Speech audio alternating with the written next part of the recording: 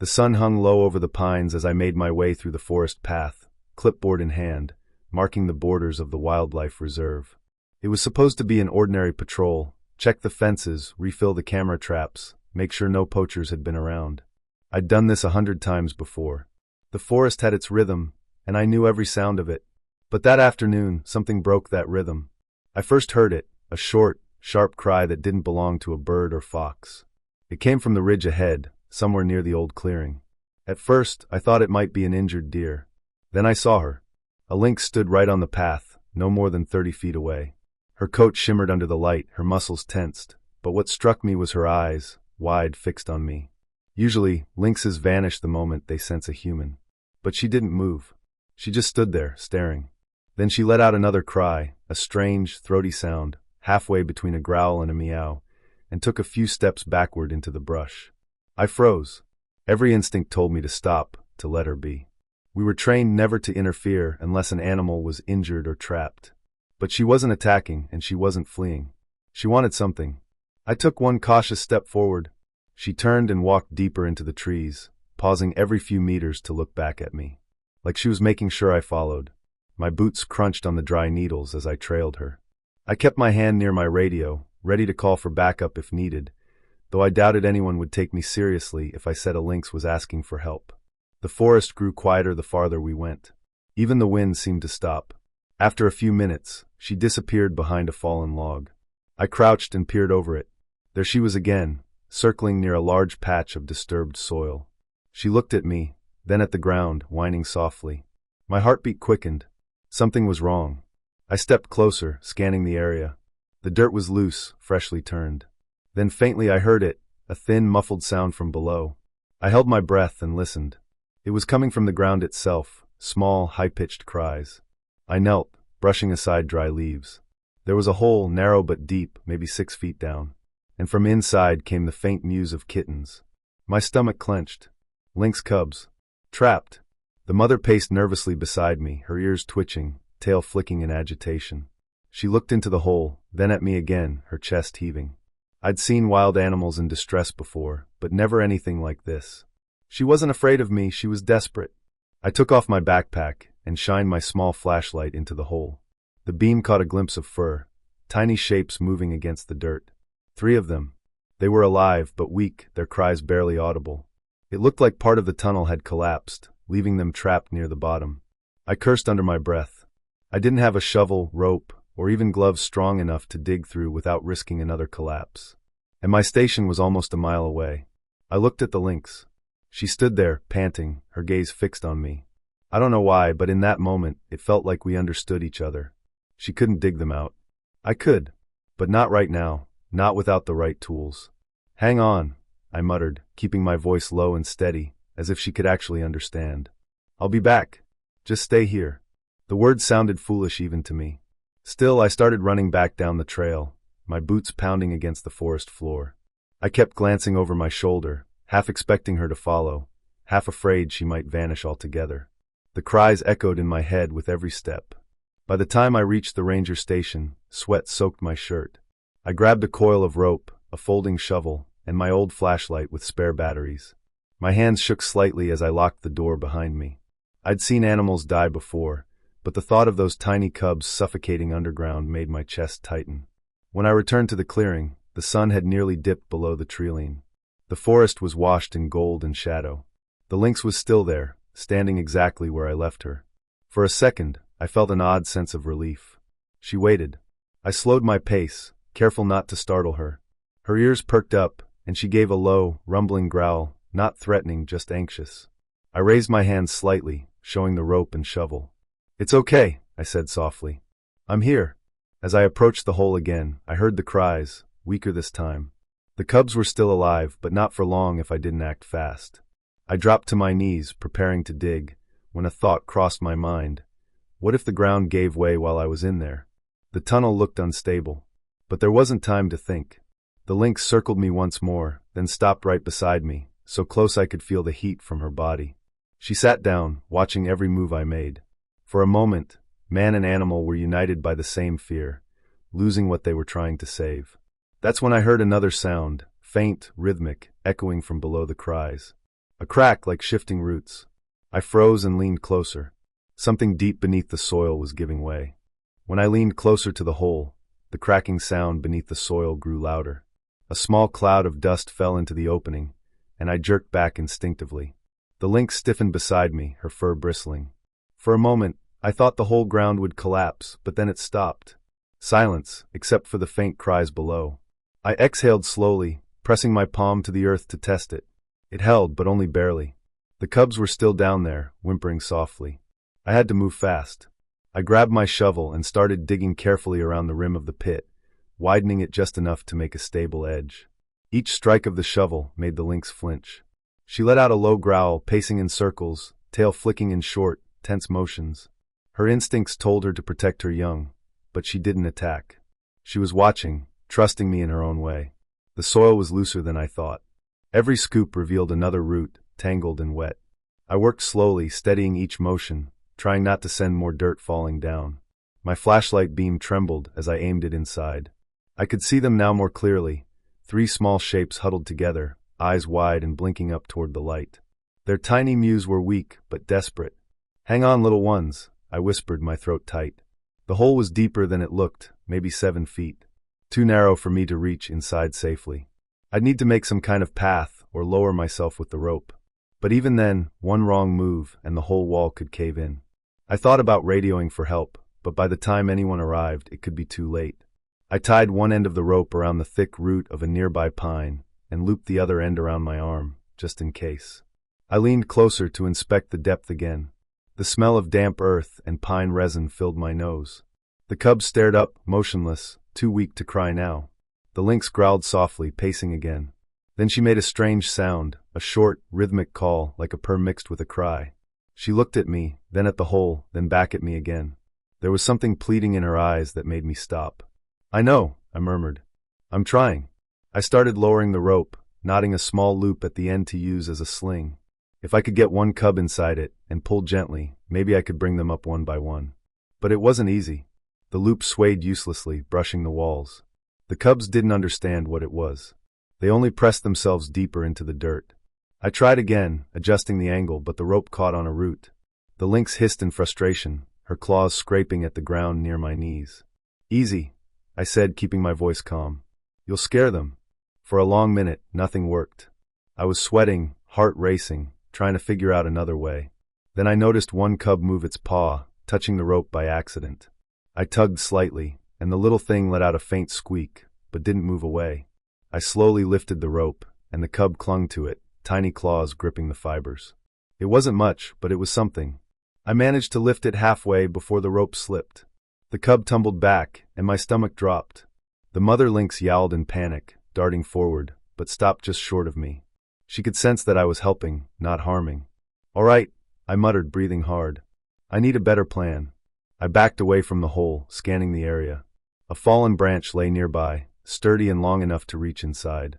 I grabbed it and used it to gently scrape away loose soil, widening one side of the hole. Maybe if I dug a slope, the cubs could climb partway up. It was grueling work. The ground kept caving in, the air filled with dust, and the cries grew fainter with every minute. My arms burned, my palms blistered. The lynx never left. She stayed a few feet away, trembling, watching every move, occasionally letting out low, mournful sounds. By the time I paused to catch my breath, the hole was twice as wide. I shined the flashlight again. The cubs were still there, huddled together, barely moving. Their fur was coated with dirt. I could see their tiny chests rising and falling slowly. Too slowly. I wiped sweat from my forehead and glanced at the sky. The light was fading. The forest was starting to dim into that eerie stillness before nightfall. I had maybe an hour before it got too dark to see. I looked back at the lynx. She met my eyes again. No growls now, only quiet, heavy breathing. I could feel her trust, but also her fear. "Stay here," I said, forcing calm into my voice. "I'm coming back. I promise." I packed my tools quickly, coiling the rope around my shoulder. My legs ached from kneeling, my throat dry, but I couldn't stop. I took one last look into the pit, 3 faint glimmers of movement, and turned toward the trail. Behind me, the lynx gave one short cry. It wasn't anger. It was something closer to hope. I ran. The path back to the station felt twice as long. The forest was dim now, the air cool. Every sound echoed in my head, my own footsteps, my heartbeat, the fading mews of the cubs that still lingered in my memory. When I finally reached the clearing again with extra rope, a stronger flashlight, and my gloves, darkness had settled completely. The moon hung low over the treetops. The hole was right where I left it, but the lynx was gone. The forest was silent. Then, from deep within the pit, came the weakest sound yet, a single faint cry. The forest had turned silent by the time I knelt beside the pit again. The air felt heavier now, colder, carrying the scent of wet soil and pine. My flashlight beam trembled as I pointed it down. The cubs were still there, but barely moving. The weakest of them was lying on its side, eyes half closed. I swallowed hard and started setting up the rope. The mother lynx was still nowhere in sight. I wasn't sure whether to be relieved or worried. If she'd left, maybe she went searching for food or shelter. Or maybe she'd given up. But I couldn't think about that now. I tied the rope around the same root as before, double-checked the knots, and slowly began lowering it again. My plan was simple: get one cub at a time. The pit was too narrow to climb into, so I'd have to use the loop like a cradle. The soil around the edge had grown softer after my last attempt. One wrong move could send the whole wall sliding. I braced my knees against the ground, leaned forward carefully, and lowered the rope. The loop brushed against the dirt, then touched the first cub. It flinched weakly, but didn't move away. I pulled gently, tightening the loop around its midsection. My hands were shaking, not from fear, but from sheer tension. Inch by inch, I lifted. The rope creaked. Dirt crumbled from the edge. I held my breath. Halfway up, the cub squealed, a sharp, terrified sound, and the soil beneath me gave way. I slipped forward, my arm plunging deep into the pit. My chest slammed against the edge, knocking the wind out of me. For a split second, I thought I was going in too. Somehow, I managed to grab a root and hold on. The flashlight tumbled beside me, beam spinning wildly into the darkness. I scrambled back, heart hammering. The rope still held. The cub dangled near the opening, trembling. I reached out, grabbed it gently with both hands, and pulled it free. It was lighter than I expected, its tiny body limp but warm. I wrapped it in my jacket and set it aside on the ground. "You're safe now," I whispered, though my voice cracked. That's when I heard it, a rustle behind me. I turned, and my heart skipped a beat. The mother lynx stood at the edge of the clearing, eyes glowing faintly in the beam of the fallen flashlight. She was completely still, but her ears were flat, her tail low. A growl rumbled from her chest, low and tense. I froze, hands raised slightly. "It's okay," I said quietly, forcing calm into my voice. "I'm helping them. See?" I tilted my head toward the bundle on the ground. She growled again, stepping closer. Her muscles rippled under her fur, every motion controlled, silent. My pulse thundered in my ears. She could cross the distance between us in seconds if she wanted to. But then her gaze shifted, to the hole, to the faint cries still coming from inside. She hesitated. That moment of hesitation was enough. I slowly reached for the rope again, careful not to make sudden moves. "I'm going to get the others," I said softly, even though she couldn't possibly understand the words. She sat down, still tense, but didn't move closer. I worked faster this time, lowering the loop again. The second cub was curled up near the first spot, eyes reflecting the light.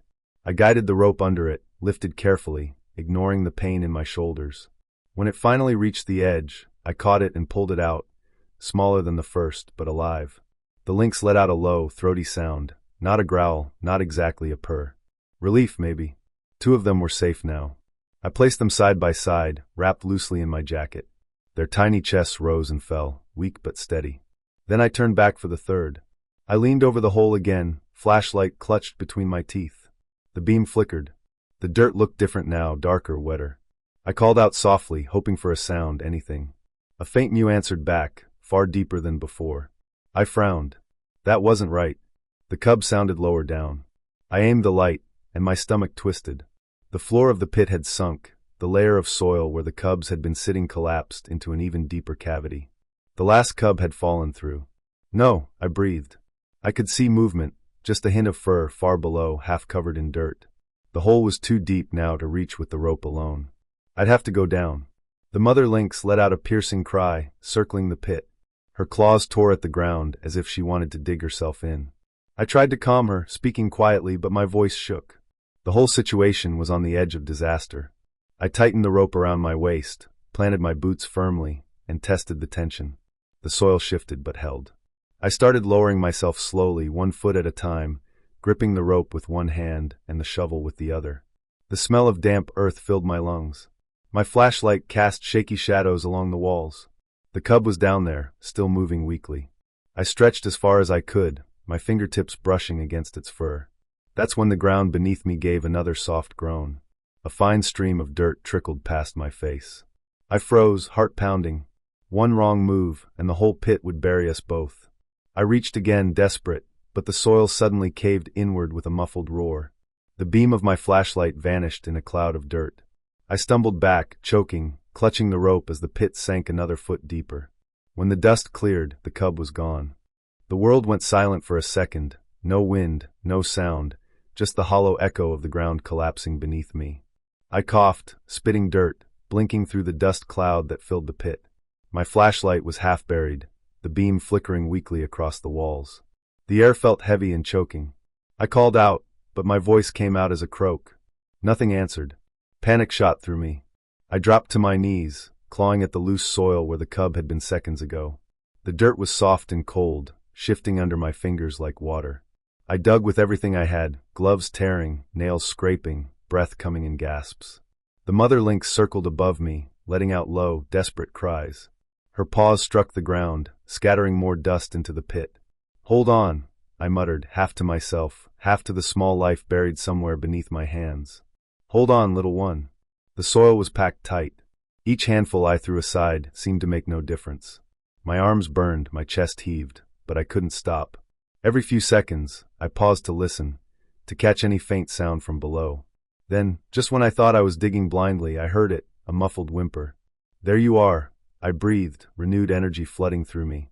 I pushed deeper, tearing at the dirt with my fingers, ignoring the sting of tiny rocks cutting into my skin. The hole widened again, and finally I saw it, a patch of fur half buried, barely moving. My pulse hammered in my ears. I scooped away the last layer of soil, freeing the cub's tiny body. It was limp, its nose and mouth caked with dust. "No, no, no, don't you quit on me," I said, lifting it gently into my arms. The small body was warm, but there was no sound now. I brushed the dirt away from its face, clearing its nostrils with my thumb. The lynx above me gave a piercing cry that echoed through the trees. I tilted the cub slightly, pressing 2 fingers gently against its side. Nothing. I cursed under my breath and pressed my lips together, thinking fast. Training. I'd been through basic animal rescue procedures years ago, but never for something this small. Still, I had to try. I cupped the cub in one hand, used the other to gently push on its tiny chest, soft, rhythmic compressions, then leaned close and blew a short puff of air toward its nose. 1, 2, 3. Still nothing. I tried again, slower this time. My lungs ached, my hands trembled, but I didn't stop. The forest had gone dead quiet. Even the mother lynx had stopped pacing. She stood at the edge of the pit, head lowered, eyes fixed on me. Then a twitch. I froze. The cub's paw moved slightly. Another weak gasp followed, a tiny, raspy sound. I exhaled shakily, almost laughing with relief. I wiped the dirt from its face, brushing gently over its fur until its breathing steadied. "That's it," I whispered, voice breaking. "That's it. You're okay." I looked up and saw her. The mother lynx was no longer growling. She stood right at the edge of the pit, front paws planted in the soft soil, her golden eyes glowing faintly in the dim light. She made no sound now. Slowly, cautiously, she descended partway down the slope, her movements silent and measured. I froze, unsure what she'd do. My heart pounded again, but not from fear this time, from the sheer weight of the moment. I stayed still, cradling the cub in my hands. The lynx stopped just a few feet away, tilting her head as if studying me. Her breathing was heavy but calm. I spoke softly. "He's alive. See?" The lynx lowered herself, lying down near me, not close enough to touch, but close enough that I could feel her warmth. It was an impossible sight, a wild predator, inches away, trusting a human to save her young. For a moment, we both just stayed there, man and animal, bound by exhaustion and something deeper. I could hear her breathing, slow and steady. The cub gave another weak sound in my hands. I smiled despite the ache in my arms. "You're tougher than you look," I murmured to the tiny creature. Carefully, I placed the cub near the edge of the pit and stepped back. The mother lynx crawled forward, nudging it gently with her nose, licking the dirt from its fur. A low, vibrating purr filled the air, one of relief, gratitude, maybe both. I leaned against the wall, gasping for breath, feeling the adrenaline fade. My whole body hurt. My clothes were soaked with sweat and dirt. But watching her with her cub, alive and safe, made it all fade into the background. She lifted her head then, and for the first time looked straight at me. Her eyes softened, no aggression, no fear. Just acknowledgement. She stepped closer, slow and deliberate, until she stood right beside me. I didn't move. She paused for a heartbeat, then leaned forward and touched her nose lightly to my shoulder. It was quick, barely a second, but it felt like the forest itself held its breath. The first light of dawn crept through the trees as I packed my tools and looked once more at the small family before me. The mother lynx crouched over her cubs, licking them one by one, her tail brushing lightly across the ground. All three were breathing, though weakly, nestled close together in a small patch of sunlight that filtered through the pines. The forest felt still, reverent, as if aware that something rare had happened here. I stayed a few steps away, not wanting to intrude. My body ached, my hands were raw and bloody, but for the first time in days, I felt calm. I'd done what I came to do. The rest belonged to them. The lynx looked up at me, her eyes steady. There was no fear in them now, just understanding. She stood, nudged the smallest cub gently toward her side, and after one last glance in my direction, turned toward the forest. The cubs followed, stumbling a little on shaky legs. Within moments, their spotted coats melted into the brush, and they were gone. I stood there long after the last sound faded. The wind moved softly through the trees, carrying the scent of pine and earth. My jacket was torn, my arms streaked with dirt, but I couldn't stop smiling. It felt strange, peaceful, humbling. I'd seen wild animals all my life, but never like this. Never so close to something pure. A week later, I was back on patrol, walking the same trail where it had all happened. The storm from the night before had left puddles across the dirt road, and the air smelled of rain. I parked my truck near the clearing and stepped out, scanning the treeline. Everything looked normal. The pit had filled halfway with runoff water, now just a hollow scar in the ground. I crouched beside it, brushing away a few damp leaves, lost in thought. The forest was quiet again, back to its rhythm, as if nothing had happened. But I felt different. That night had left a mark deeper than the scrape on my arm or the bruise on my shoulder. It had changed the way I saw everything around me. I turned to head back to the truck and froze. Something moved near the edge of the trees. A flicker of tawny fur among the shadows. I narrowed my eyes, heart skipping. Then she stepped out, the same lynx. Her coat shimmered in the pale morning light, her movements slow, deliberate. She was watching me. For a long moment, neither of us moved. She stood there, silent, then lowered her head slightly. That's when I noticed what she carried, a small bird limp in her jaws. She approached the edge of the clearing, stopped near my truck, and laid it gently on the ground beside the tire. I didn't move, didn't breathe. The lynx lifted her head, her eyes meeting mine again. Then, without a sound, she turned and disappeared back into the trees. I walked toward the spot, kneeling beside the small bird. Its feathers were unbroken, perfectly placed, like a gift that had been handled with care. I looked up at the forest, at the shadows where she had vanished. It wasn't food. It wasn't a trophy. It was something else, something wordless but powerful. A gesture I couldn't explain, but somehow understood. I stood there for a while, letting the forest settle around me again. The air was cool, filled with birdsong. I glanced at the pines swaying gently overhead and felt a quiet warmth spread through me. Trust, that was what she'd given me. The kind of trust that doesn't ask for anything in return. Not all miracles are loud, I thought.